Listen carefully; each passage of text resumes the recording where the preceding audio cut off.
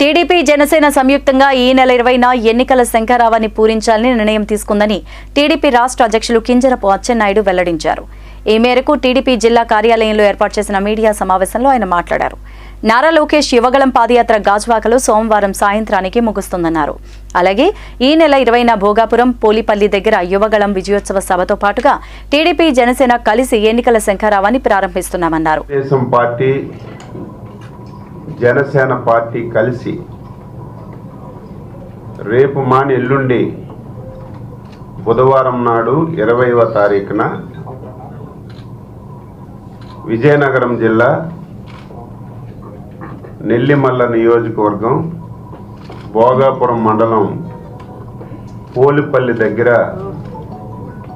యువగళం విజయోత్సవ సభతో పాటుగా తెలుగుదేశం పార్టీ జనసేన కలిసి ఎన్నికల శంఖారావాన్ని పూరించాలని చెప్పి నిర్ణయం చేశాం. ఈ రాష్ట్రంలో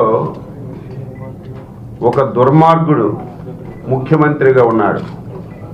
ప్రజాస్వామ్య వ్యవస్థలో రాజకీయ పార్టీలు ఏ సమావేశాలు పెట్టుకున్నా, ఏ కార్యక్రమాలు చేసుకున్నా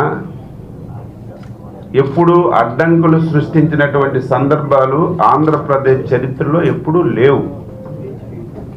కానీ ఈయన ముఖ్యమంత్రి అయిన తర్వాత నేను నా పార్టీ తప్ప ఇంకొక పార్టీ ఈ రాష్ట్రంలో ఏ కార్యక్రమాలు చేయడానికి వీలు లేదని చెప్పి 4 సంవత్సరాలుగా ఏ విధంగా వ్యవహరిస్తున్నారో రాష్ట్ర ప్రజలందరికీ కూడా తెలుసు. ముగింపు సభ ఉత్సాహవంతంగా జరుగుతుంది. నాకు తెలిసి తెలుగుదేశం పార్టీ చరిత్రలో ఇంత ఉత్సాహంగా ప్రతి ఒక్కరూ పాల్గొవాలని వచ్చిన సందర్భాలు ఎప్పుడూ లేవు.